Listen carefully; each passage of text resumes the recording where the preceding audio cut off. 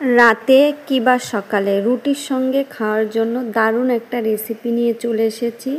রুটি দিয়ে খেতে খুবই ভালো লাগে। চলো রেসিপিটা দেখ। কড়াইতে তেল দিয়ে তেজপাতা, শুকনো লঙ্কা, জিরে ফোড়ন দিয়ে পেঁয়াজ, টমেটো, নুন, হলুদ দিয়ে ভালো করে কষিয়ে আলুটা দিয়ে দেবো, ছোলাও দিয়ে দেবো। তারপর ভালো করে কষানো হয়ে গেলে একটু ঢাকনা দিয়ে 2 মিনিটের জন্য রেখে দেবো। ছোলাটা আলুটা ভালো করে সিদ্ধ হয়ে যাবে।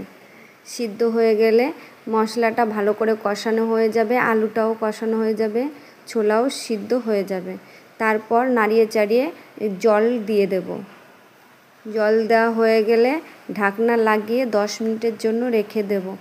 অন্য কড়াইতে রুটিটা করে নেব, এক এক করে রুটি করে নেব।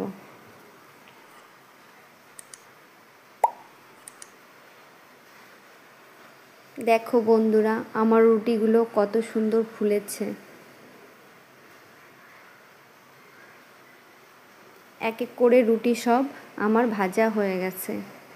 এবার ছোলাটা দেখে নেব আমার ছোলার রান্না হয়েছে কিনা। ছোলারও জলটা শুকিয়ে গেছে, ছোলাটাও হয়ে গেছে রান্না। এবার আমি নামিয়ে নেব। ছোলা দিয়ে রুটি দিয়ে দারুণ লাগে খেতে।